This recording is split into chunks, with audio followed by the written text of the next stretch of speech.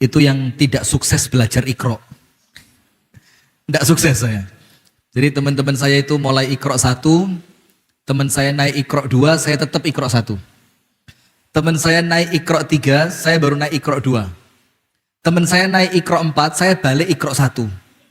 Ketika teman saya selesai Iqra 6, plus waktu itu Juz Amma, itu mereka wisuda. Saya bagian nyanyi perdamaian.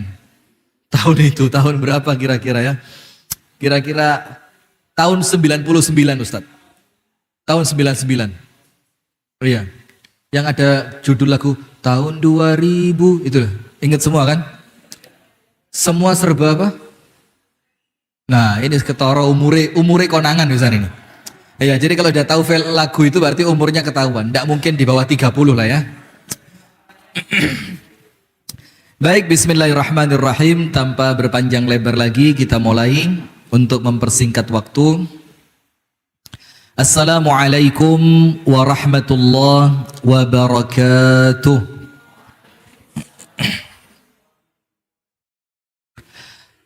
Bismillahirrahmanirrahim. Alhamdulillahi rabbil alamin. Assalatu wassalamu ala ashrafil anbiya'i wal mursalin. Nabiyyina wa sayyidina wa maulana Muhammadin wa ala alihi wa sahbihi ajma'in. A'udzu billahi minasy syaithanir rajim. Ya ayyuhalladzina amanu taqullaha haqqa tuqatih wa la tamutunna illa wa antum muslimun. Allahumma anta rabbi la ilaha illa anta khalaqtani wa ana abduka wa ana ala ahdika wa wa'dika mastata'tu a'udzu bika min syarri ma sana'tu abu'u laka bi ni'matika alayya wa abu'u bi dhanbi faghfir li fa innahu la yaghfiru adh-dhunuba illa anta. Allahumma inna nas'aluka ilman nafi'an wa na'udzu bika min ilmin la yanfa'. Allahumma 'allimna ma yanfa'una wanfa'na bima 'allamtana wa zidna ilman wa hudan wa taufiqan amin ya rabbal alamin. Hadirin sekalian, ibu-ibu dan bapak-bapak, asatidzah sekalian yang semoga dimuliakan oleh Allah, dan kepada seluruh pemirsa Madani TV dimanapun Anda berada. Dan ini salah satu tayangan bagus untuk pemirsa Madani TV, di mana saya yakin banyak di antara pemirsa Madani TV itu yang kemudian hasil dari kitab Iqra, yang mereka bisa baca Al-Quran itu dengan metode Iqra. Karena di zaman kita kecil, tahun awal-awal 90-an, itu nampaknya belum banyak metode-metode yang lain ya. Atau mungkin sudah ada tapi tidak seterkenal sekarang.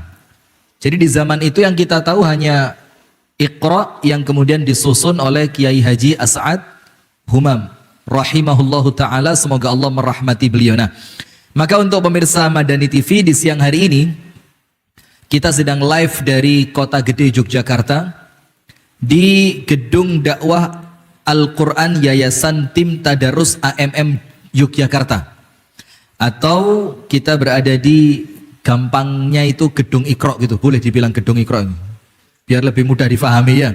Nah, disinilah tempatnya. Kemudian yang di sini sekarang tetap istiqomah, tetap berjalan, tetap berlanjut bagaimana mengajarkan tata cara membaca Al-Quran dengan baik dan benar, dan itu tidak mungkin dilakukan oleh orang-orang yang biasa. Pasti Allah hanya berikan pekerjaan ini kepada orang-orang yang pasti luar biasa.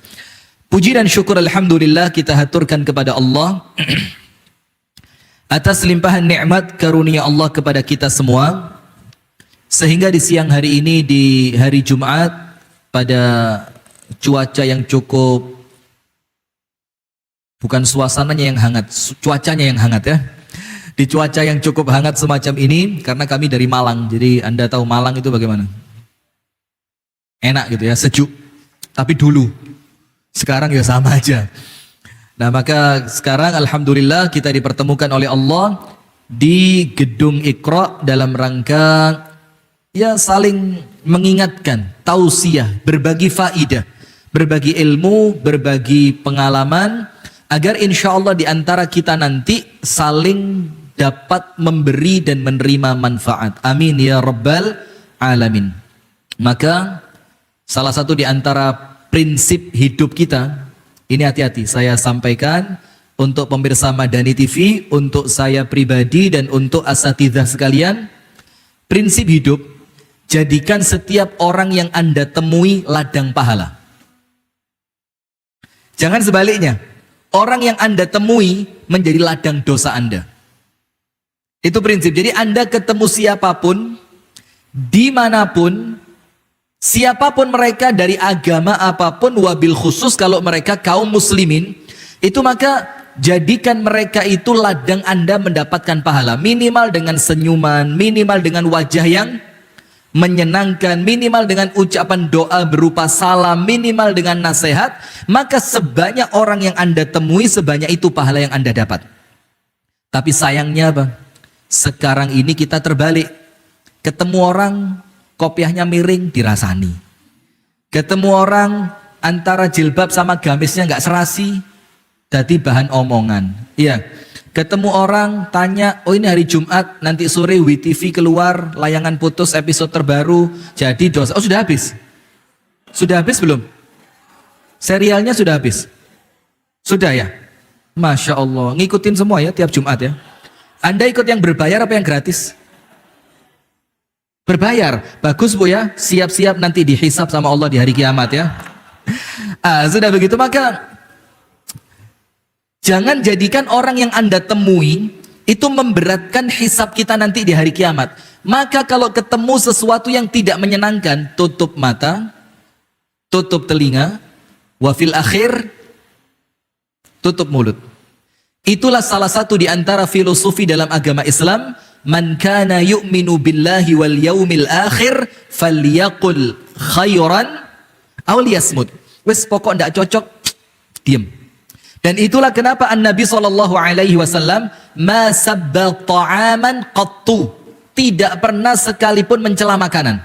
In syahiya akala wa illam tashtahi taraka. Kalau Rasul suka dimakan, apabila beliau SAW tidak suka, cukup ditinggalkan, selesai. Nah sayangnya kita ini hidup di zaman komentator. Di zaman apa? Komentator. Dan kadang-kadang tulisan-tulisan di truk itu nampaknya jadi benar sekarang.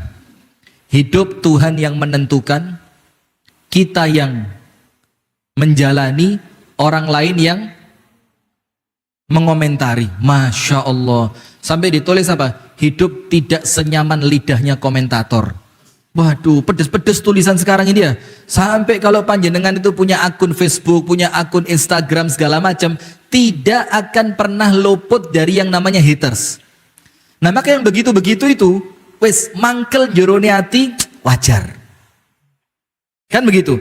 Tapi jangan sampai terucap dengan lisan atau tertulis dengan tangan kita. Kenapa? Karena nanti boleh jadi semakin banyak orang yang muamalah dengan kita, justru membebani kita di hari kiamat. Nah itulah kenapa hadirin yang dimuliakan oleh Allah Subhanahu wa ta'ala, dan kepada seluruh pemirsa Madani TV dimanapun Anda berada, itulah kemudian kenapa kita itu perlu faham dengan benar, dengan baik, bahwasannya tidak ada yang luput dari tulisannya Allah Subhanahu wa ta'ala. Sampai dikatakan, ya ma li hadzal kitabi la yughadiru saghiratan. Tidak boleh saghiratan kalau di sini. Karena itu apa namanya? Tanwin ketemu wow. Maka namanya idgham bi gunnah. Ma li hadzal kitabi la yughadiru saghiratan wala kabiratan ikhfa illa ahsaha wa wajadu ma amilu hadira wala yadhlimu rabbuka ahada. Nah, maka dikatakan di sana, ini kitab catatan apa ya Allah? Sampai saya tidak sengaja pernah ketemu orang, saya ngerasa, loan kelambine kecilian. Terucap, kok tertulis ya Allah? Saghiratan, yang kecil, wala kabiratan, begitu pula yang besar, illa ahsaha, kecuali semuanya oleh Allah dicatat. Wa wajadu ma amilu hadira, dan mereka mendapatkan semua yang mereka amalkan itu datang di hadapan mereka, Allah tampakkan. Tapi ingat satu kuncinya, wala yadhlimu rabbuka ahada, dan Allah tidak akan zalim kepada seorang pun di antara kalian. Apa artinya? Faman ya'mal mithqala dzarratin. Di sini tidak boleh tajwid salah, tidak boleh, harus pas. Karena saya biasa kalau ambil potongan ayat itu tidak ditajwidkan. Dan itu hukumnya boleh. Kecuali kalau kita pas tilawah gitu. Tapi kalau di sini saya takut nanti. Ini Masya Allah ini. Ini udah siap-siap terus ini. Ini doknya kurang Ustadz. Sa kurang halus. Tok itu pipinya tidak boleh gelembung Ustadz. Tok. Masya Allah. Maka saya ditawari ngaji di sini tuh ya redek, ya seneng gitu loh. Khawatir kalau ada beberapa makharijul huruf yang salah itu nanti. Apa Ustadz kuliah syariah kok sih keliru. Sudah, maka itulah Allah katakan, faman ya'mal mithqala dzarratin khairan yara wa man ya'mal mithqala dzarratin syarran yara. Sekecil apapun yang Anda lakukan, pasti Anda lihat balasannya. Dan sekecil apapun dari keburukan yang Anda lakukan, pasti dapat balasannya. Dalam Islam dikatakan al-jaza'u min jinsil amal. Apa yang Anda lakukan, Anda akan dibalas seperti perbuatan Anda. Balasan sesuai dengan perbuatan. Maka alhamdulillah, di siang hari ini kita dipertemukan oleh Allah dalam majelis yang mulia ini dalam rangka saling memberi manfaat. Saya insya Allah dengan menyampaikan ini mudah-mudahan dapat manfaat. Dan hadirin sekalian, dengan mendengarkan mudah-mudahan juga dapat manfaat. Tapi ingat, satu kunci pembuka orang dapat manfaat. Apa? Kunci pembuka orang bisa dapat manfaat dari siapapun yang dia temui. Lihat, kalau husnudzon, lihat. Baru ngomong manfaat, teh keluar. Ini belum banyak loh manfaatnya. Kalau manfaatnya banyak, tambah duren, tambah nanas, segala macam. Jazakumullah khair Ustaz, matur suwun. Saya boleh ingetin enggak? Boleh ingetin enggak? Boleh. Anda kabur mau diingetin. Jadi begini hadirin. Ini saya sampaikan di mana-mana dan saya menyampaikan itu enggak pernah sing opo, enggak, biasa. Menyuguhkan sesuatu itu bukan di kiri tapi di kanan. Kemudian kalau gelas ada cangkingannya seperti ini, itu ngeletakkannya bukan, tapi letakkan cangkingannya itu di sebelah kanan. Nah, itu panjenengan mungkin tidak dapat di sekolahan ya. Nah, ini juga begitu. Ini taruh sebelah kanan, kecuali kalau saya bawa istri taruh kiri tidak apa-apa. Berhubung istri tidak dibawa, ya mungkin nanti cari di sini. Ya mungkin nanti ketika sudah fokus. Nah, maka itulah hadirin sekalian yang dirahmati oleh Allah, ada satu kunci pembuka bagaimana setiap orang yang Anda temui Anda dapat manfaat dari dia. Apa kunci pembukanya? Ayo, Ustazah. Apa? Lu tidak apa-apa salah, paling saya suruh pulang kok. Apa kunci pembukanya ibu-ibu? Husnudzon. Apa? Husnudzon. Anda tak kasih contoh dua. Bahwasannya husnudzon atau suudzon pertama kali ketemu orang itu menjadikan ke depannya Anda bisa dapat manfaat atau Anda tidak dapat apapun. Yang pertama, Fir'aun kepada Nabi Musa. Nabi Musa oleh ibunya dihanyutkan di sungai Nil. Singkat cerita ditemukan oleh penjaga kerajaan Raja Fir'aun, dibawa masuk ke dalam istana, diberikan kepada Siti Asia. Dan Siti Asia, ibu-ibu perlu tahu, itu mohon maaf ya, ini bukan aib, tapi ini kemuliaan buat beliau. Dia adalah perempuan yang Allah takdirkan mandul. Tidak punya anak. Terus pertanyaan, itu kok ada cerita Masyitoh? Masyitoh tahu? Tukang sisir putri Raja Fir'aun. Lah ini putrinya siapa? Loh, Masyitoh mandul kok. Apa? Allah, apa? Silakan, tidak apa-apa, salah tidak apa-apa. Ini ya. Maka tidak tahu kalau di Jawa Tengah ya. Kalau di Jawa Timur saya sempat nemui beberapa orang itu punya anak putri diberi nama Masyitoh. Padahal itu kurang baik. Masyitoh itu artinya tukang sisir. Kalau bahasa sekarang yo kerja di salon itu namanya Masyitoh bahasa Arabnya. Kenapa dia dibilang Masyitoh? Karena kerjaannya apa? Menyisir rambut putri Raja Fir'aun. Nah ini hadirin lihat, kalau raja itu istrinya berapa permaisuri? Permaisuri berapa? 1, selir. Selirnya berapa? Nah maka yang disisir oleh Masyitoh itu adalah putrinya Fir'aun dari selirnya. Nah maka ketika Asia itu mendapatkan bayi kecil dan Nabi Musa itu kecilnya, Anda buka tafsir Ibnu Katsir lah, bukan tafsir. Qasasul Anbiya, cerita para nabi milik Al-Imam Al-Hafidh Ibnu Katsir. Nabi Musa itu waktu kecil, mohon maaf ya, ini bukan meremehkan Nabi Musa, sama sekali tidak, tapi itu ciri fisiknya. Itu gemuk, hitam, rambutnya keriting kecil-kecil. Sementara Asia, Siti Asia, itu perempuan yang menikah lama, Allah tidak karuniai anak. Bagaimana sifatnya perempuan? Lama tidak punya anak, pengen punya anak, tiba-tiba nemu anak, digendong, anaknya gemesin. Ngomong sama Fir'aun, Fir'aun, la taqtuluhu. Yang satu, kol-kolahnya kurang. La taqtuluhu. Jangan dibunuh yang ini. Kenapa? Asa mat jais. Mali belajar tajwid ya. Asa an yanfa'ana aw nattakhidhahu walada. Boleh jadi ini anak manfaat buat kita, atau kalau kamu perbolehkan Fir'aun, aku mau angkat jadi anak angkatku. Ya kan? Kenapa Asia bilang begitu? Karena waktu itu muncul keputusan dari Raja Fir'aun, setiap bayi laki-laki Bani Israel harus dibunuh. Maka Asia bilang apa? Yang satu ini tolong jangan dibunuh. Apa kata Fir'aun? Imma laki fana'am. Kalau buat kamu, ambil aja. Lihat, Fir'aun keras atau lunak? Keras, kasar, sombong, bengis, betul tidak? Kalahnya sama siapa? Ibu-ibu, suami Anda sekeras Fir'aun? Enggak. Suami Anda sekejam Fir'aun? Enggak. Maka Anda akan lebih mudah lagi mengalahkan mereka ini. Sampai dikatakan dalam hadis, tidaklah aku lihat sosok makhluknya Allah yang akalnya lemah, agamanya lemah, yang bisa mengalahkan laki-laki kuat kecuali perempuan, kata Rasulullah. Sampai Ibunda Aisyah tidak terima, kenapa kami kurang akal, kurang agama? Kurang akal itu karena persaksian satu orang laki-laki sebanding 2 orang perempuan. Maka akalnya kurang. Kenapa? Kalau perempuan itu bersaksi tidak cukup 1, harus 2. Karena perempuan itu kalau ngomong butuh temen. Mau bukti? Cerita panjang.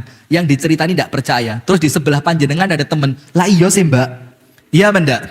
Butuh temen perempuan. Coba laki. Ente percaya gak percaya sakarep musim penting aku cerita lewang wedok. Lah iya sih mbak. Gitu, mesti perempuan. Itulah dia kurang apa? Kurang akal. Apa kurang agama? Karena setiap bulan dia tidak sholat. Dan dia tidak puasa. Betul tidak? Ketika datang tamu bulanan, menstruasi bulanan. Nah, kemudian ibu-ibu yang dirahmati dan bapak-bapak yang dirahmati oleh Allah Subhanahu wa taala, maka Fir'aun mengatakan apa? Imma laki fana'am. Buat kamu ambil. Anak ini tidak tak bunuh. PN, jadi anak angkat. Tapi Fir'aun bilang apa? Immali, kalau saya, fala hajatali alai. Saya tidak butuh sama anak ini. Coba lihat.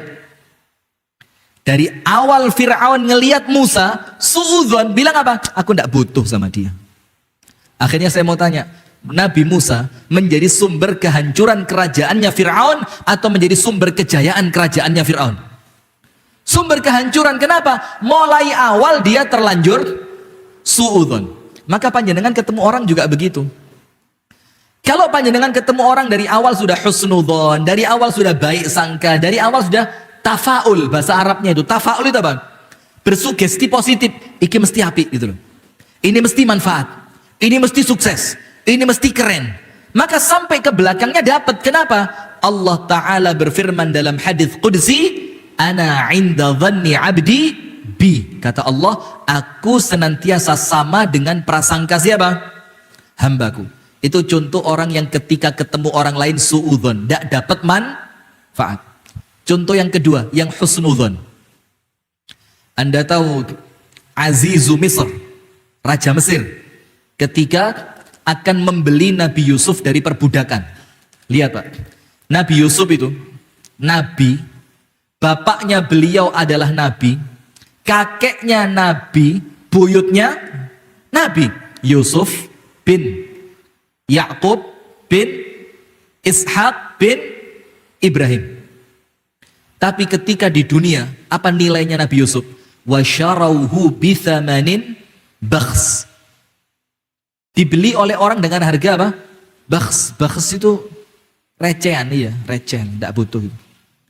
Wa kanu fihi minaz zahidin. Dalam keadaan mereka ngelihat Yusuf ini, apa manfaatnya budak ini? Badannya kecil, kurus, tidak bisa disuruh kerja, tidak menghasilkan uang, maka dibeli murah. Lihat Pak, ini manusia yang di langit Allah munculkan kemuliaannya, di dunia dipandang manusia apa?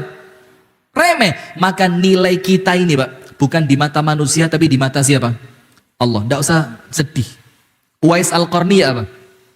Ketika Umar ibn Khattab mencari laki-laki dari Yaman bernama Uwais ibnu Amir Al-Qarni, datang rombongan haji dari Yaman, tanya, afikum Uwais, ada Uwais enggak? Apa kata kepala rombongan? Ya Amirul Mukminin Umar, la narfa'u laka Uwaisan illa rajul fihi jinnah. Kami tidak membawa orang namanya Uwais yang bisa kami bawa menghadap kepadamu kecuali seorang laki-laki sing rodok gendeng. Bayangin, ini wasiatnya Rasul, yang Rasul ngomong sama Sayyiduna Umar, kalau ketemu minta doain. Sama masyarakatnya dipandang apa? Rodok gendeng, sedikit gila. Yang kemudian ditinggalkan, tidak boleh ikut haji, ditinggal, kerjaannya apa? Jaga unta. Jaga unta. Ala arba'ati dananir, dengan bayaran 4 keping uang emas. Selama ritual haji, Uwais suruh ngarit, suruh jaga unta, suruh ngasih minum unta, suruh angon lah pokoknya. Ya apa nanti ketika mereka pulang untanya siap gitu loh. Itu di mata manusia. Apa kata Umar? Wes, saya tidak peduli, mau ente bilang gila, mau ente bilang tukang parkir, mau ente bilang tukang ngarit no unto, tidak peduli. Saya cari dia, ketemu, dilihat ciri-ciri fisiknya, ditanya sesuatu, ternyata betul itu Uwais. Di mata Allah mulia, di mata manusia apa? Hina. Nah sudah, ketika Aziz Misr, penguasa Mesir mau membeli Nabi Yusuf, apa yang terjadi hadirin? Dia beli Nabi Yusuf, harganya murah. Terus dia ngomong sama istrinya. Dan omongan ini nanti yang menjadikan Yusuf salah satunya tidak, maaf ya, ini bahasanya untuk Nabi kurang pantas, tapi memang itu menghalangi Nabi Yusuf untuk berzina dengan Zulaikha. Panjenengan ingat pelan-pelan ya, pelan-pelan. Apa kata Azizu Misr? Akrimi mathwahu asa ayyan fa'ana au nattakhidhahu walada. Istriku, ini anak yang kita beli, tolong dimuliakan. Kasih tempat yang baik, kasih pakaian yang baik, kasih makanan yang baik, kasih apa yang dia mau. Muliakan dia. Kenapa? Karena aku berharap anak ini membawa manfaat. Husnudzon atau suudzon. Kalau Fir'aun tadi bilang apa? Saya ndak butuh. Sementara Raja Mesir mengatakan apa? Mudah-mudahan anak ini manfaat. Ini husnudzon. Sekarang saya mau tanya, keberadaan Nabi Yusuf manfaat ndak buat negeri Mesir? Manfaat ndak? Apa manfaatnya? Minimal 2. Nomor 1, setelah karena Allah subhanahu wa ta'ala, maka karena penafsiran mimpi raja yang ditafsirkan oleh Yusuf, maka Mesir selamat dari masa apa? Paceklik, betul tidak? 7 tahun pertama nanem, 7 tahun kedua nanti kalian simpen, nanti berikutnya akan muncul masa paceklik. Karena tafsir mimpi dari Yusuf, Mesir selamat dari kelaparan. Yang kedua, Nabi Yusuf menjadi bendahara yang amanah, bisa mengelola keuangan. Kenapa? Karena dari awal perjumpaannya sudah husnudzon. Termasuk ibu-ibu dan bapak-bapak, ustadz dan ustadzah yang ada di sini, ketika ngajar murid Iqra itu, Ada satu yang nampaknya gak pinter-pinter. Temennya naik Iqra 2, dia Iqra 1. Temennya naik Iqra 4, dia turun Iqra 1. Temennya lulusan sampai juz amma, dia nyanyi perdamaian. Jangan-jangan mau jadi ustadz itu. Iya kan? Jangan-jangan mau jadi ustadz. Dan saya cerita tadi pagi sama Ustadz Ridwan Hamidi di Kutab Darussalam itu. Saya bilang, Ustadz, saya dari 5 bersaudara, itu saudara saya yang 4, itu semuanya bisa ngaji di tangan umi saya. Kakak pertama, kakak kedua, kakak ketiga sama adik saya 1. Lanang kabeh, pendowo 5. Saya nomor 4. Setiap umi saya ngajar ngaji, saya mencolot pagar. Macem-macem, ban-banan dek kali, asak brambang, sak macem nakalnya top. Tapi umi saya telaten. Dan sekarang, mohon maaf ya, ini bukan sombong. Saya yang paling pinter ngaji di antara mereka. Padahal biar gak iso ngaji. Kan? Artinya apa? Umi saya husnudzon. Iso nak, bisa. Yang sabar, yang telaten, yang istiqomah. Sampai sama umi saya gara-gara gak bisa ngaji tok. Bukan karena apa-apa. Gara-gara gak iso ngaji, saya dimasukkan pondok. Ternyata Masya Allah, ternyata disitulah kemudian Allah buka pintu kebaikan. Nah, maka panjenengan semuanya ini kalau lagi ngajar murid ono situk sing nampaknya rodok ngregetno gitu. Gitu ya. Itu yang husnudzon. Boleh jadi karena kamu nanti sama Allah aku diselamatkan di hari kiamat. Kan begitu? Boleh jadi nanti kamu yang membentengi aku dari panasnya api neraka. Boleh jadi nanti kalau kamu pinter ngaji, justru karena kamu sering ngaji, aku di alam kubur dapat kiriman pahalanya. Nah, sekarang saya mau sampaikan yang tadi. Akrimi mathwahu asa an yanfa'ana aw nattakhidahu walada. Ini yang menjadikan Nabi Yusuf tidak akan berzina dengan Zulaikha. Dan tidak mungkin. Anda tahu? Ketika Nabi Yusuf diganggu Zulaikha, Zulaikha bilang apa? Yusuf, hai talak. Hai talak itu apa? Hai talak itu artinya, itu manggil orang untuk menyerahkan diri. Bahasa Jogjanya apa ya? Nyoh, nah itu loh, nyoh, gitu loh. Dengan pakaian yang sangat minim, dengan kecantikan yang luar biasa, dengan aroma tubuh yang begitu menggoda, dalam keadaan rumah yang sangat mendukung, pintu yang terkunci semuanya. Nabi Yusuf bilang apa? Ma'adzallah. Saya mohon perlindungan kepada Allah. Terus Nabi Yusuf bilang apa? Innahu Rabbi ahsana mathwai. Rabbi di sini artinya bukan Tuhanku, dia adalah tuanku. Maksudnya siapa? Raja Mesir yang dulu beli Yusuf. Innahu Rabbi ahsana mathwai. Dia yang telah menempatkanku di tempat yang baik. Karena apa? Dulu waktu pertama kali dibeli, akrimi mathwahu, muliakan tempatnya dia. Maka Yusuf pandai berterima kasih, pandai berbalas budi. Mana mungkin laki-laki yang sebaik itu, dia memuliakan saya, dia membeli saya, dia menempatkanku di tempat yang baik, mana mungkin dia akan saya khianati, kemudian istrinya mau saya pacari, kan tidak mungkin. Nah itulah Pak, orang Islam begitu. Nah maka ini yang pertama dulu. Jadi kalau kepingin ketemu orang mesti dapat manfaat, kuncinya satu, apa? Husnudzon. Kamu pasti bawa manfaat buat saya. Kamu pasti mendatangkan kebaikan. Insya Allah apa yang kita lakukan, pasti Allah berikan kesuksesan. Maka sepanjang jalan, insya Allah semuanya sukses. Hadirin sekalian yang dirahmati dan diberkahi oleh Allah Subhanahu Wa Taala.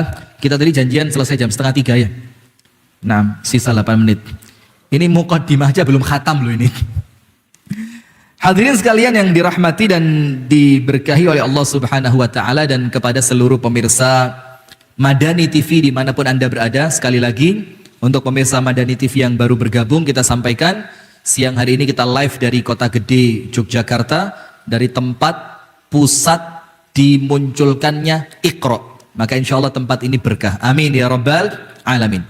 Hadirin sekalian, Allah Subhanahu Wa Taala berfirman, Inna nahnu nazzalna dzikra wa inna lahu lahafidhun. Allah Ta'ala berfirman, sesungguhnya kami nazzalna dzikra, yang telah menurunkan Al-Quran, dan kewajiban dan tugas kami untuk menjaga Al-Quran.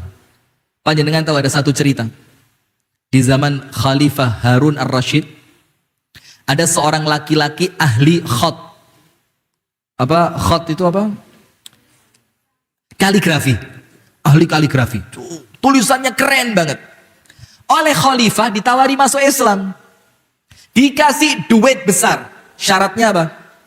Dia menuliskan Al-Quran untuk kerajaan, untuk kekhilafahan. Tulis. Nanti kalau kamu sukses, tapi kalau kamu tidak masuk Islam, tidak boleh. Ditawari duit besar, ditolak sama dia. Tidak mau. Ternyata beberapa waktu kemudian, 5 tahun atau 7 tahun atau 10 tahun ke depan, khalifah ketemu laki-laki yang dulu ditawari masuk Islam dengan uang tidak mau, ketemu di masjid.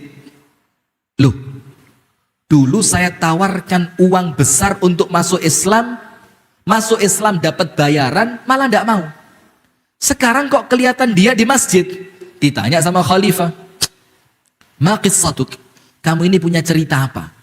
Gini khalifah, dulu waktu kamu tawarkan saya masuk Islam untuk nulis Al-Quran dengan kepandaianku menulis, aku tolak. Kenapa? Karena aku tidak mau masuk Islam. Loh, terus sekarang kok bisa masuk Islam bagaimana? Tak cerita nih, begini ceritanya.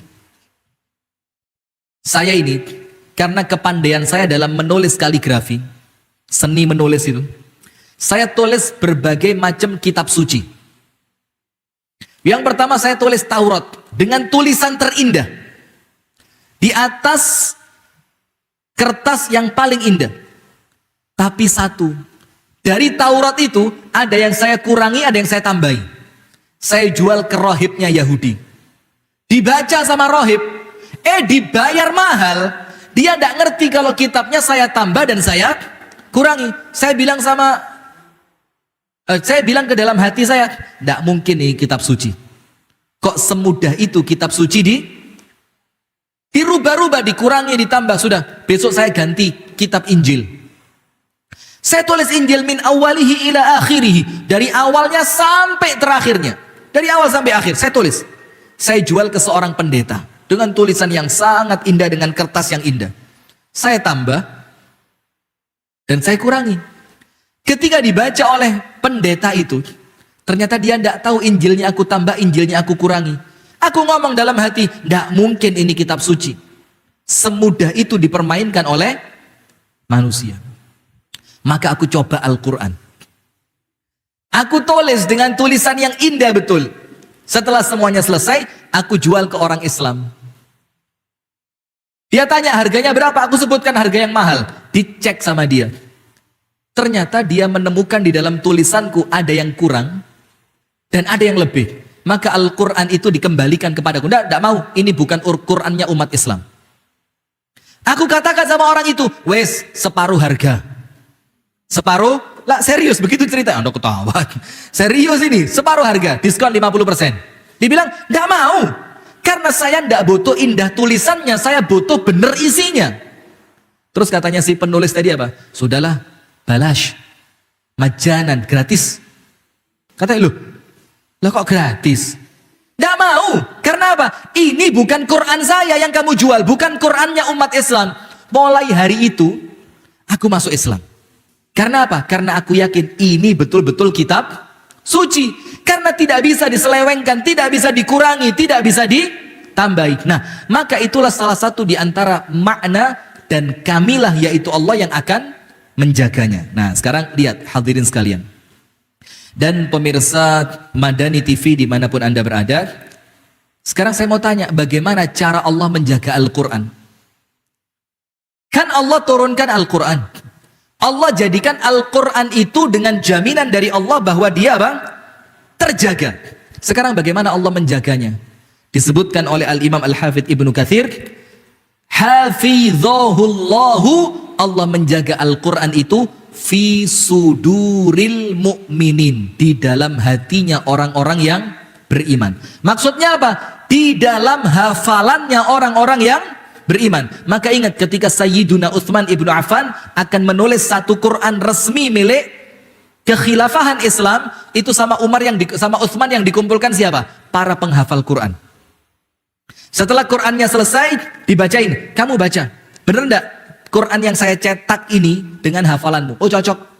Ganti orang. Sampai sekian orang mengatakan hafalannya sama, isinya sama, baru sama Utsman ibnu Affan dibagi ke negeri-negeri Islam. Maka dikatakan oleh Al-Imam Al-Hafidz Ibnu Katsir, Allah menjaga Al-Quran itu di dalam hatinya orang yang beriman. Nah sekarang hadirin, panjenengan semua ini, wabil khusus dari puncaknya, yaitu Kiai Haji As'ad Humam, semoga Allah merahmati beliau, itu adalah orang yang sedang bekerja untuk Allah dalam proyek penjagaan Al-Quran. Jadi panjenengan ini semuanya adalah karyawan dan karyawatinya Gusti Allah. Saya mau tanya sekarang, panjenengan kerja di perusahaan minyak, atau kerja di kapal pesiar lah, atau di kapal kilang minyak, di kapal yang bakal apa? Ke tengah laut untuk kerja minyak, yang pulangnya 2 bulan sekali. Sekali pulang 2 minggu di rumah. Nanti berangkat lagi 2 bulan. Pulangnya bu, bayarannya bukan rupiah. Bayarannya apa? Dolar. Pernah lihat dolar? Astagfirullah. Mau tak kasih contoh? Waduh, kebetulan ya enggak bawa juga. Bayarannya dolar, dan bukan dolar yang kalau dihitung itu gak sampai 1 menit entek.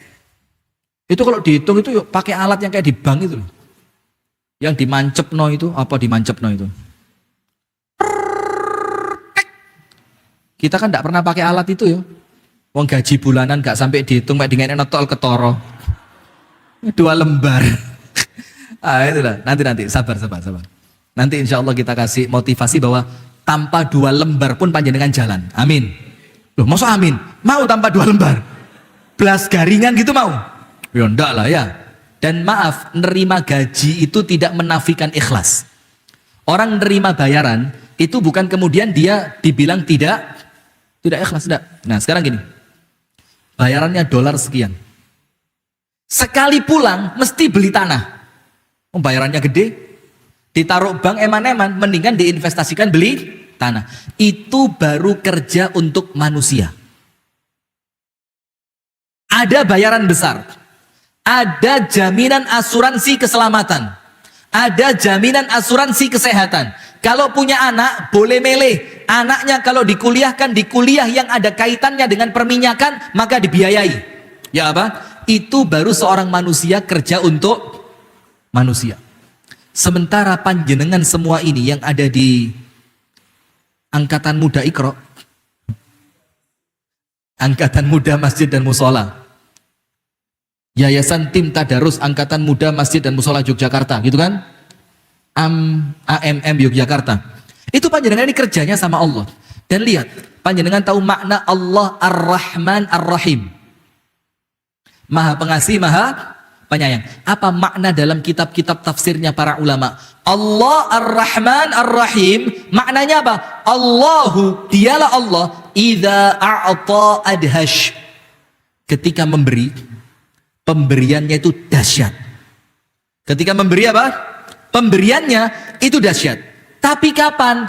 Ingat, orang kerja sama Allah tidak boleh buru-buru minta bayaran. Nah, siap? Siap? Orang, serius. Orang kerja sama Allah tidak boleh buru-buru minta bayaran. Seperti mohon maaf yang lagi rame sekarang. Dan saya tidak nyalain ustadznya. Yo ndak nyalain jamaahnya juga, yo nampaknya dua-duanya ada peluang salahnya gitu loh. Nanti dulu jangan nyebut nama, live televisi loh ini, masya Allah. Ini kena KPI nanti tit gitu. Waduh, ini jangan-jangan gedungnya ditutup bulan depan ini. Jangan sampai loh, ndak guyon, ndak. Live bagaimana ngeditnya? Ndak denger. Ah begini, jangan seperti yang sekarang lagi muncul minta bayaran di dunia, penter dilepas, ngenteni Pajero. Betul yang panjenengan bilang tadi. Jadi tidak apa-apa kalau nanti penter hilang, Pajero datang. Ini repot. Kenapa? Apanya 10? Iya, 1 kali 10 itu paling dikit katanya. Bisa sampai 700, bisa sampai tidak hingga, masya Allah. Loh sama, masya Allah. Subscribe juga. Masya Allah, buang-buang duit kita ya, buang-buang kuota, tidak ada manfaatnya yang kita lihat. Nah sudah hadirin, apa yang terjadi? Nah, itu temennya Iqbal itu, tiap hari bongkar itu terus. Tolong Bar, suruh tobat. Sudah, apa tadi ibu-ibu sekalian? Orang itu kalau kerjanya sama Allah, jangan sampai amal akhirat digunakan untuk cari dunia. Contohnya apa? Amal akhirat dipakai untuk cari dunia. Maaf betul ya. Memang benar. Di dalam hadis salah seorang sahabat Nabi, yaitu Ubay ibnu Ka'ab radhiyallahu ta'ala anhu, Ubay bin Ka'ab itu mendengarkan dari Rasul, apabila orang banyak bersolawat oleh Allah, dia akan dikasih dua perkara minimal. Nomor satu, tukfahammuk, semua yang anda inginkan sama Allah dikasih. Yang kedua, wa yughfar laka dzambuk, semua dosa panjenengan sama Allah dihapus. Ya kan? Berarti apapun yang kita inginkan dengan keberkahan solawat oleh Allah akan diapain? Diberi. Tapi boleh enggak ngelihat mobil mewah? Solawatin aja. Loh, kok solawat jadinya murah banget? Solawat hanya untuk ngejar mobil? Itu malah enggak boleh. Karena Allah menjadikan solawat itu innallaha wa malaikatahu yusalluna ala nabi. Loh, Allah dan para malaikat bersolawat. Masa Allah butuh mobil? Masa Allah kepingin gedung mewah? Masa Allah kepingin, na'udzubillah, kepingin apa gitu? Nah, malaikat itu tidak punya nafsu, tidak ada keinginan. Nah, maka dengan itu Allah ingin menggabungkan kita dalam kemuliaan solawat. Innallaha wa malaikatahu yusalluna ala nabi. Ya ayyuhalladzina amanu sallu alaihi wa sallimu taslima. Kita disuruh solawat. Bukan karena solawat itu narik mobil mewah, solawatin aja. Masuk mall, ada promosi mobil baru, mobil listrik. Sudah ada yang punya di sini? Hah? Oh, saya mau pinjem nih. Belum ada yang punya. Buat foto lumayan, fotonya ditulisi solawat boleh nih. Allahumma sholli ala Muhammad. Terus foto di mall, di depan mobil mewah tadi, cret. Atau bikin video dipasang di story. Kita solawatin dulu pemirsa. Ini kok murah banget nampaknya solawat. Maka Allah bikin solawat itu untuk amal akhirat. Sekarang pertanyaan. Kenapa kemudian orang-orang yang beriman, orang-orang yang kerja untuk Allah semacam panjenengan itu, tidak boleh cepat-cepat minta bayaran di dunia? Kenapa? Kenapa? Ustazah? Mau dolar? Coba kenapa ibu-ibu yang dirahmati oleh Allah? Kenapa? Tidak boleh cepat-cepat minta bayaran di dunia? Betul. Sudah jawab tuh tadi? Oh belum. Oh, nampaknya kayak jawab gitu. Nomor satu, ingat ayatnya. Ciri-ciri orang beriman dan bertakwa kepada Allah, alladzina yu'minuna bil ghaib. Yaitu orang-orang yang beriman dengan apa? Perkara yang gaib. Sementara saya mau tanya, pahala itu gaib atau nyata? Gaib atau nyata? Anda sholat tadi Jumatan enggak? Jumatan. Ibu-ibu? Astagfirullahaladzim. Sudah sholat zuhur? Pray. Perempuan ada yang gitu kok. Padahal enggak pray loh. Itu ketika diajak temannya sholat, Mbak ayo wis adzan, pray. Lo masa ya dicek ini, kan ya gak mungkin, ya kan gak lucu. Masa ayo ngaku yang pernah begitu, jangan bohong. Jumat-Jumat lo ini. Ay, bahaya ini. Pray, kudu pray, males. Nah sudah, mau ngomong apa tadi? Iya, gaib pahala. Sholat Jumat, atau kalau yang putri tadi sholat zuhur. Kan kalau sholat berjamaah pahalanya berapa? 27 derajat. Sampai oleh para ulama 27 itu dirinci.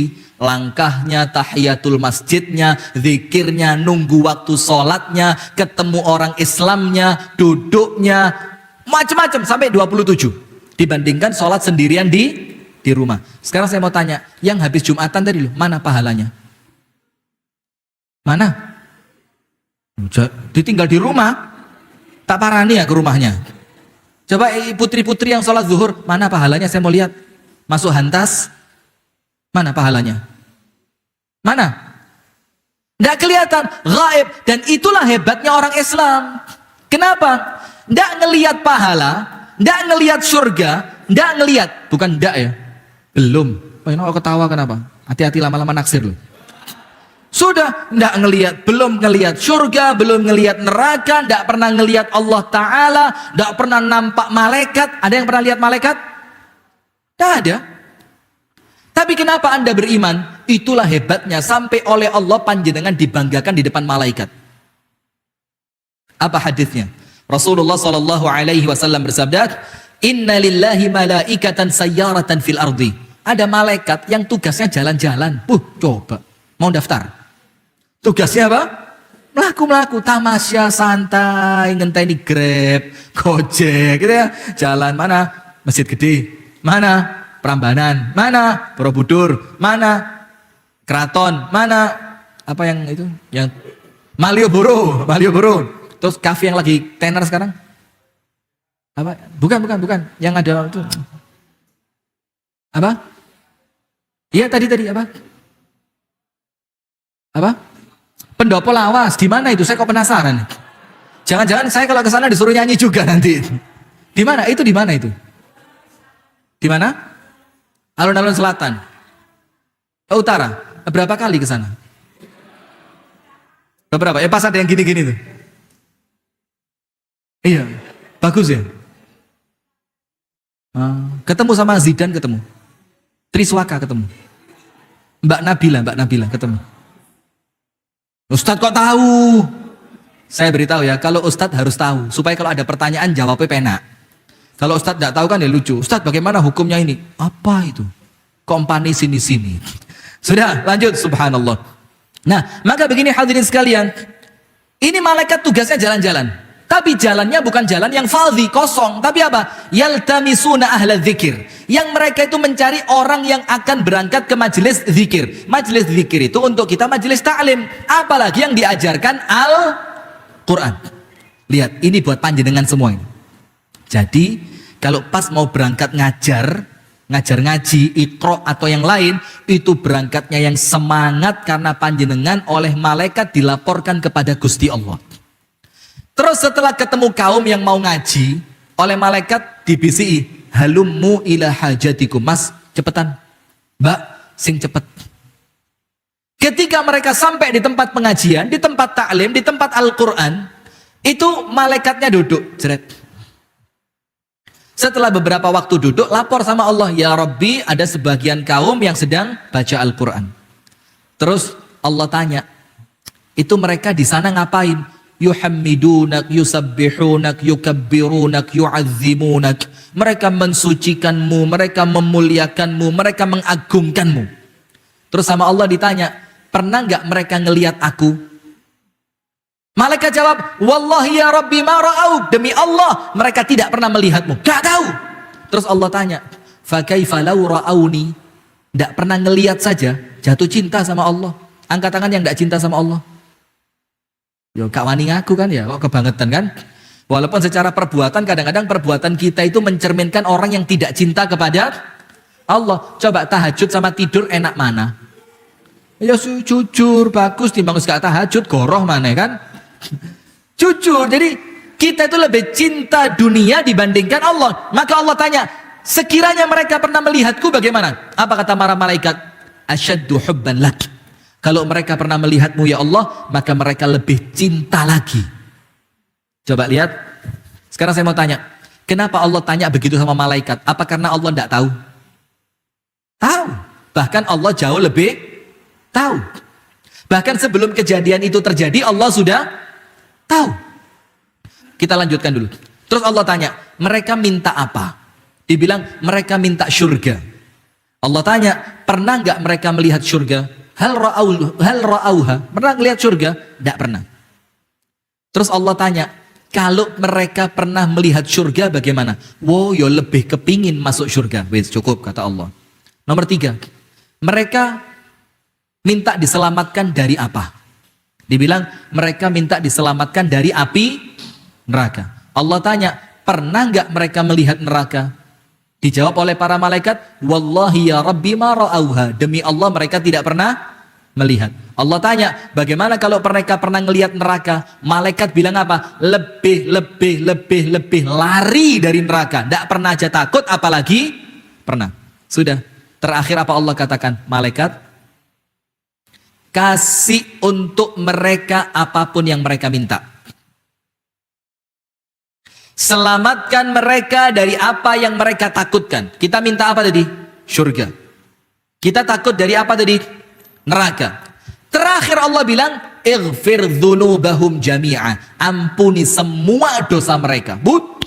Malaikat langsung, ya Allah, inna fihim fulanan laisa minhum. Ya Allah, di tempat itu ada satu orang yang datang bukan karena pengajian. Datang karena apa? Kewajiban. Ini diwajibkan ya. Jadi coba gak wajib, gak tego aja nih. Angkat tangan yang model begitu. Kenapa? Insya Allah datangnya ikhlas semua ya. Ini wajah-wajah mukhlisin ini. Iya. Kelihatan wajah itu ceria, bahagia, tenang, bersinar gitu. Maka panjenengan jangan terlalu heran kalau orang-orang yang muncul di televisi itu ganteng, putih, ini loh. Kalau yang lebih serius lagi, itu masuk ruangan dulu, itu muka dibersihkan, diberi bukan bedak, anti mengkilap. Jadi supaya ketika kena kamera itu dia tidak mengkilap dan tidak bisa keluar keringat atau minyak. Maka jangan kaget kalau artis kok ganteng-ganteng. Saya pernah sama Mas Dian itu yang di belakang kamera itu acara Hijrah Fest di Palu. Ketemu dengan artis-artis hijrah. Itu kita masuk hotel untuk istirahat malam, 1:30 malam. Baru masuk setelah acara macam-macam diundang makan, 3:30. 3:30 subuh sudah di lobi untuk penerbangan pulang ke Jawa. Kita ini meripat wis kayak doro gak turu seminggu.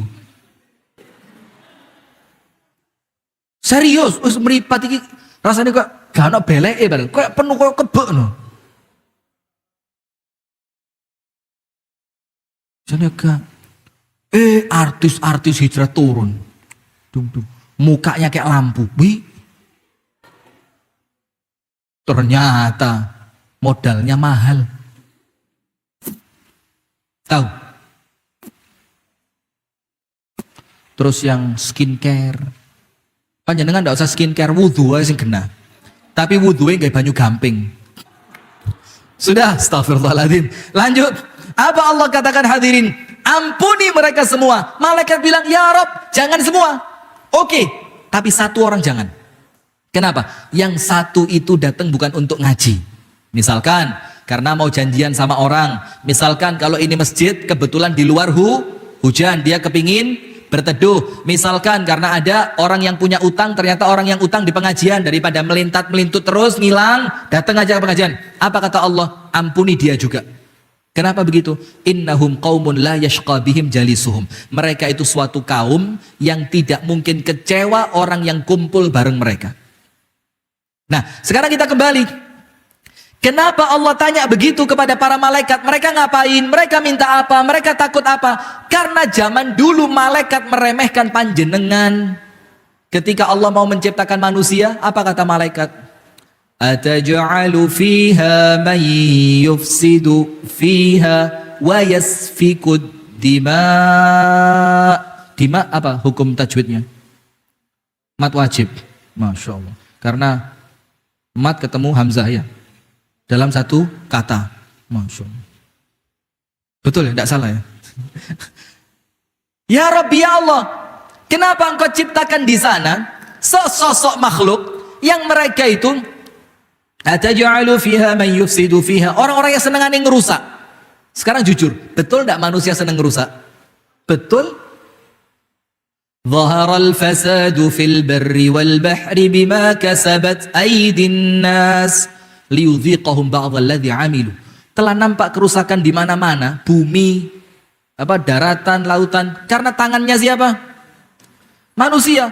Saya kira-kira 2 minggu yang lalu hadirin, 2 pekan yang lalu, itu dapat foto hutan ketika penghuninya monyet, macan, terus monyet, macan dan lansak piturute. Paham bahasa itu ya? Ya. Yus binatang itulah. Kemudian ditulis di sana plus 20 tahun, artinya 20 tahun kemudian setelah hutan itu dihuni manusia, ternyata nampaknya lebih beradab binatang dibanding manusia. tanamannya habis, pohonnya habis, di tanahnya longsor, ada yang bekas dibakar, ada sumber air yang sudah mengering. Kenapa? Karena perbuatan tangan manusia. Dan itu yang malaikat omongkan kepada Allah, ya Allah, itu manusia suka ngerusak. Kenapa engkau jadikan dia khalifah di muka bumi? Wa yasfikud dima, dan dia senang menumpahkan darah. Senang gak berantem? Itu manusia. Gak cocok bunuh, waris bunuh, lamaran ditolak, anak panah bertindak. Masya Allah. Ada yang anak cinta ditolak, tulup, ngerti tulup? Jadi ketika acara rame, ada festival di kampung begitu, kalau tulup itu kan gak ngetaran ya, alatnya cuma sekian, lebih panjang dikit, dimasukin jarum, ada bulu-bulu kecil di belakangnya, jarum itu direndam di racun beberapa waktu. Ketika perempuan yang dilamar sama dia lewat, ketika banyak orang gitu, dia sambil jalan gini, tidak ada orang lihat, ditutupi kopiah atau langsung kejat-kejat, muntah, mati. Wa yasfikud dima, senengannya menumpahkan darah. Sementara malaikat bilang apa? Wa nahnu, kami ya Rabb, nusabbihu bihamdika wa nuqaddisu lak. Kami ini senengan kami tasbih, memujimu, mensucikanmu, wa nuqaddisu lak, dan menjadikan engkau itu kami sebut dengan sebutan yang mulia. Nah, apa Allah bilang? Aku tahu apa yang kalian tidak tahu. Nah sudah, maka karena malaikat itu protes kepada Allah tentang manusia, maka kebaikan manusia yang sebelumnya malaikat tidak tahu oleh Allah diapain? Ditunjukkan. Tapi ingat hadirin, bayaran yang Allah janjikan untuk orang yang kerja sama Allah bukan di dunia tapi di akhirat. Sekarang pertanyaan pertama terjawab. Kenapa bayarannya bukan di dunia tapi di akhirat? Nomor satu, karena ciri khas orang beriman itu percaya dengan perkara yang gaib. Maka kalau panjenengan diceritani pahala, itu ya seperti orang yang tidak percaya dengan akhirat ngelihat jeruk ini. Ini apa? Jeruk apa semangka ini? Kok kecil di sini ya? Di tempat saya ada yang gini-gini tuh loh jeruk. Jeruk yang apa yang sunkist apa namanya itu? Berapa sekilo di sini sekarang? Boleh 20.000? Saya terakhir beli 27.000 sekilo. Manis-manis enak itu. Di sini ada. Kok maling ngomongnya jeruk ini? Sudah. Maka nomor satu, karena Allah ingin menguji. Apa ujiannya? Karena kalau semua kebaikan dibalas di dunia, tidak ada orang jahat. Kalau semua sedekah langsung diganti sama Allah, tidak ada orang medit. Iya apa enggak? Sedekah 10.000. Tadi saya bawa ada 100-annya kemana ya? Oh jangan, pinjem, diikhlaskan aja kok pinjem. Isin sama Ustadz kok dipinjem. Sedekah 10.000 Jumatan. Tromol Jumat, kok tromol apa di sini namanya? Kotak Jumat lewat. Sebelum masuk itu, iki leping 10, 100. Wes bismillah wes. Kayak malam mingguan mumpung wis Jumat. Masuk. Ketika ini langsung balik 100.000. Kira-kira wong sak masjid sodako apa ndak? Sodako apa ndak? Itu kotak Jumat gak cukup. Pakainya brankas. Kenapa kotak Jumat sepi? Itu jalannya ndak pakai macet lancar. Macetan Yogyakarta dari masjid mana tadi? Sampai itu macet. Itu kotak Jumat itu Masya Allah. Itu mesinnya baru. Tidak ada halangan sama sekali. Ini tol betul yang jalan bebas hambatan nih. Kita ngeliat tuh bingung. Ini kota kok suaranya ngebut ya, kayaknya mandek belas krek dek. Dah ada krek. Sampai itu 25 soft, mulai soft nomor 1 sampai soft 25, itu enggak sampai 5 menit beres. Terus takmirnya enak, gak keselek ngitung. Karena lek kabeh ngiseni kesian takmir keselek ngitung karena isinya bukan uang warna merah, abu-abu. Maka saya sering ngomong sama takmir masjid ketika ngitung kotak tromol Jumat itu, saya bilang, Pak takmir, daripada panjenengan capek, yang dihitung 2, merah dan biru, itu aja. Abu-abu dikira-kira aja. Tuas ngitungnya kesel, Wes panjenengan tahu, bukan cuma kesel. Orang itu kalau sedekahnya 2.000, itu ngelempitnya sampai begini.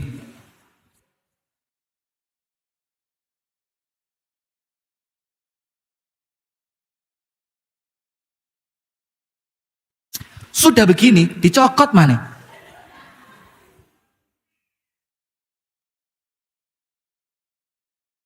Itu 2.000 lek ngelente, iya Allah. Dikira takmirnya di dalamnya bakal diselipkan 100.000. Takmirnya husnudon. Ngene iki biasanya jurune nek ketan ewu nih. Saya dibuka pelan-pelan gitu, kuatir suwe.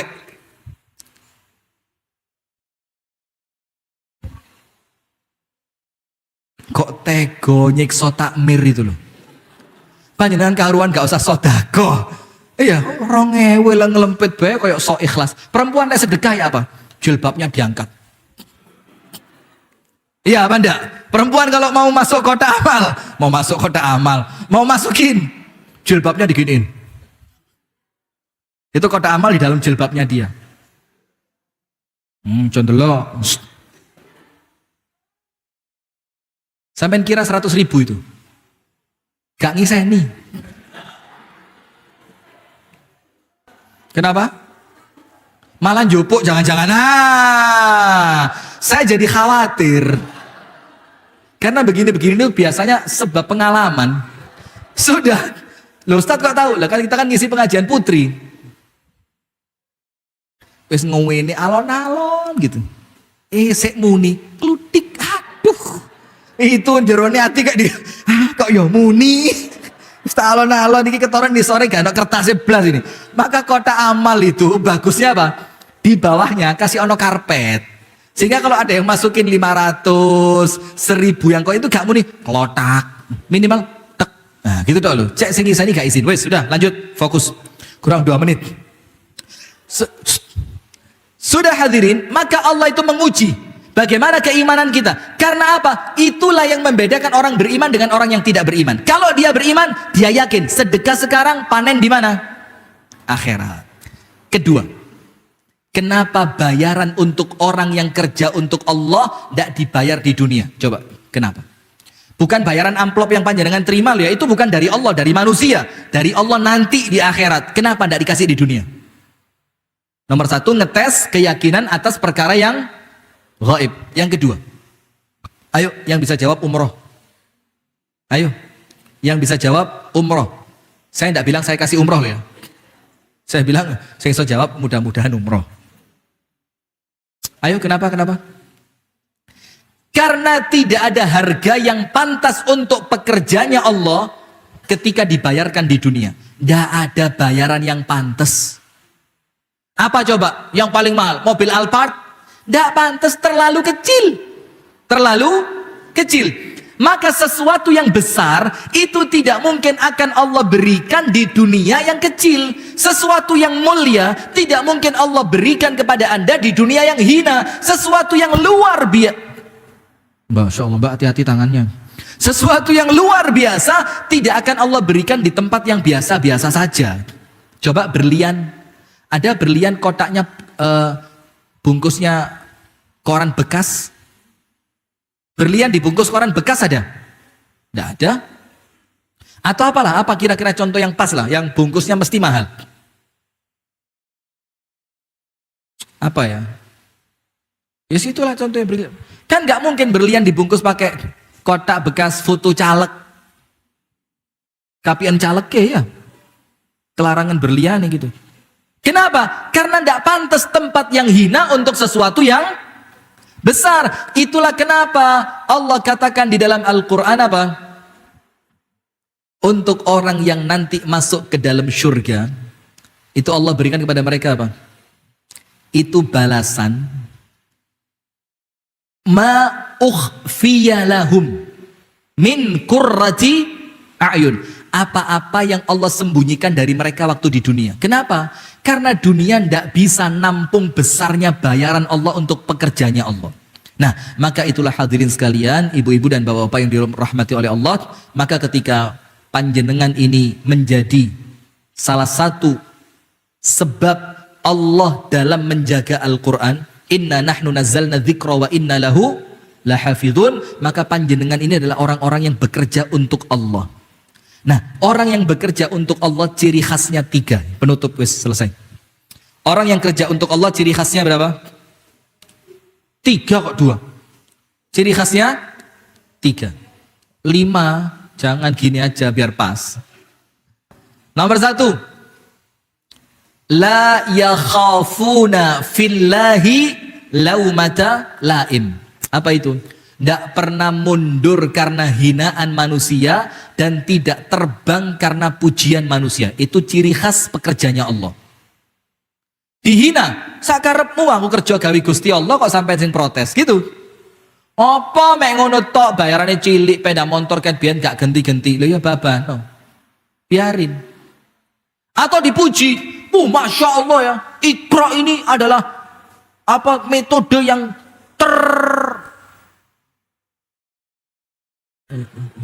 terlaris, yang terbanyak mencetak para pembaca Al-Quran. Yo, alhamdulillah, hadza min fadli Rabbi. Itu ciri khas pekerjanya Allah yang pertama. Tidak pernah ngelihat manusia. Dinyek sakarepmu, dipuji gak sombong. Nomor 2, istiqomah. Tidak ada pekerjaannya Allah seperti pekerja yang mogok kerja. Ada pekerjaannya Allah, kenapa? Karena gaji tidak sesuai UMR. Kenapa mogok kerja? Karena hari ini hari buruh nasional dan saya buruhnya Gusti Allah, minta libur sehari, tidak pakai sholat, tidak pakai ngaji, tidak pakai wudhu, tidak pakai baju. Kan tidak lucu. Pekerjaannya Allah itu ciri khasnya apa? Istiqamah. Panjenengan lihat, ala inna awliya Allahi la khawfun alaihim wa la hum yahzanun alladzina amanu wa kanu yattaqun. Kekasih-kekasihnya Allah itu tidak pernah takut, tidak pernah sedih. Siapa mereka? Orang yang terus iman, orang yang terus takwa. Terus kalau istiqamah dapat apa? Innalladzina qalu rabbuna Allahu thumma istaqamu tatanazzalu alaihimul malaika. Ketika panjenengan akan meninggal dunia, malaikat silih berganti turun nyemangati panjenengan. Cayum, cemumut kakak gitu. Malaikat itu nyemangati gitu. Jangan takut kakak, itu lenggenmu surga, siap gitu. Tatanazzalu alaihimul malaikatu alla takhafu wa la tahzanu wa abshiru bil jannati allati kuntum tu'adun. Dan sebentar lagi panjenengan pindah ke surga. Nahnu awliya'ukum fil hayatid dunya wa fil akhirah. Kami, kata Allah, pelindungmu ketika masih di dunia dan nanti kalau kamu sampai setelah kematian di akhirat. Walakum fiha ma tashtahi anfusukum walakum fiha ma tad'un. Kamu apapun yang kamu ingin Allah kasih. Di surga atau di dunia? Di surga atau di dunia? Di surga atau di dunia? Di surga. Nuzulam min ghafurir rahim. Hidangan dari Allah yang pengampun, yang penyayang. Ciri khas yang ketiga. Nomor 1, tidak pernah takut dengan omongan manusia. Nomor 2, istiqomah. Nomor 3, amalannya mesti mutqin. Mutqin itu apa? Perfect. Perfect itu apa, Mbak? Sempurna, mumtaz itu. Karena apa? Ada hadis Nabi yang mengatakan, innallaha ahabba abdan idza amila amalan atqanahu. Allah itu cinta kepada seorang hamba, pekerjanya Allah tadi, yang apabila dia melakukan suatu amalan, atqanahu, amalannya maksimal, gak sakarpe dewi, gak syukur di. Kebanyakan di antara kita kalau kerja sama manusia ya apa? Alah, yang penting bayaran, ya benda. Uang fingerprint itu loh. Iya betul, namanya fingerprint ya. Sekarang kan rata-rata pakai itu kan. Thread. Anda tahu habis fingerprint, metu mana? Keluar lagi, cek. Itu kalau kerja untuk manusia. Sementara kalau kerjanya untuk Allah, pasti tidak main-main. Kenapa? Mindsetnya terbentuk. Ini kerja untuk siapa? Allah. Yang ngelihat siapa? Allah. Yang menilai siapa? Allah. Yang kasih bayaran siapa? Allah. Penutup tak kasih satu cerita. Cerita ini saya dapatkan dari Al-Ustadz Abdullah Al-Hadrami, guru kami di Malang sana ya. Hafizahullahu ta'ala. Ceritanya begini. Ada seorang laki-laki kerja bangunan. Dipercaya sama bosnya. Bos bikin rumah banyak-banyaknya. Suatu hari pekerja ini pamit mau pensiun. Bos, saya sudah tua. Dan alhamdulillah uang sudah cukup. Anak-anak sudah selesai kuliah. Alhamdulillah bos. Maka saya minta pensiun. Apa kata bosnya? Boleh, tidak apa-apa. Pengabdianmu untuk saya sudah terlalu panjang. Tapi satu aja. Saya minta kamu satu. Apa? Bikinkan satu lagi rumah. Ustaz, terakhir. Satu aja. Dengan berat hati, pegawainya bilang apa? Iya wis, tak bikinkan satu lagi. Bikin dia rumah. Karena dianggap sama dia, toh sebentar lagi saya tidak kerja kan? Ini mau jelek, mau bagus juga apalah artinya. Wong sebentar lagi saya berhenti kerja. Akhirnya karena itu dianggap pekerjaan terakhir yang dia tidak punya kaitannya dengan rumah itu, dikerjakan asal-asalan. Temboknya miring, tekele bengkong, gentengnya tidak rapi, segala macam, cor-corannya banyak yang tidak kokoh. Sudah, dipikir sama dia yang penting cepat selesai. Setelah itu istirahat, pensiun, menghabiskan hari tua bersama istri tetangga. Astagfirullahaladzim. Bersama anak dan istri sama cucu segala macam. Sudah. Setelah selesai datang ke bosnya. Bos selesai bos. Nah, bosnya kaget. Tuh kok cepet tumben? Iya bos, kan saya mau istirahat bos. Jadi ya dibikin cepet aja lah. Biar istirahatnya cepet. Terus bosnya bilang apa? Ya sudah, ini saya sudah niat dari awal. Bahwa rumah yang terakhir kamu bangun aku hadiahkan buat kamu. Ya apa? Getun? Menyesal apa enggak? Menyesal apa enggak? Karena dia menganggap kerjanya untuk siapa? Untuk siapa? Manusia. Coba dia ikhlaskan karena Allah. Diawasi Allah. Dilihat Allah. Dinilai Allah. Dibayar Allah. Maka amalannya pasti keren. Maka Ustadz dan Ustadzah Iqra ini adalah orang yang insya Allah paling keren kerjaannya. Amin. Karena apa? Panjenengan bayaran dari manusia itu cuma bonus. Bayaran aslinya kelak di hari kiamat di sisi Allah Subhanahu wa ta'ala. Itu yang dapat kami sampaikan. Mudah-mudahan ada manfaatnya. Kurang lebihnya mohon maaf. Dan saya mohon maaf ya kalau ada candaan-candaan yang kurang bagus ya. Ada ucapan-ucapan yang mungkin kasar, kurang berkenan, kurang pas ya. Kenapa kita minta maaf? Karena khawatir setelah ini bisa jadi tidak ketemu lagi kan? Boleh jadi saya pulang panjenengan meninggal, atau nanti boleh jadi saya yang duluan takziah ke rumah panjenengan. Jadi khawatirnya kan tidak ketemu lagi. Apa ada yang salah? Loh, salah apa betul? Betul kan? Lah, yang salah yang mana? Tidak ada lah ya. Ya, namanya umur di tangan siapa? Allah. Boleh jadi panjenengan, boleh jadi saya. Dan biasa kan? Wong meninggal itu bukan masalah besar. Yang jadi masalah itu bagaimana keadaan kita setelah meninggal. Kalau meninggal itu semua orang bakal pasti meninggal. Maka daripada nanti tidak selesai di sini, sementara saya belum tentu ketemu lagi dengan panjenengan, tidak bisa minta maaf, akhirnya urusannya nyangkut di akhirat. Waduh, berat ya. Jadi saya mohon maaf kalau ada salah-salah, kalau ada kurang-kurangnya, bercanda yang keterlaluan. Mudah-mudahan yang kita sampaikan bermanfaat. Aqulu qawli hadza, subhanakallahumma wa bihamdika, asyhadu an la ilaha illa anta, astaghfiruka wa atubu ilaik. Kurang lebihnya mohon maaf. Assalamualaikum warahmatullahi wabarakatuh.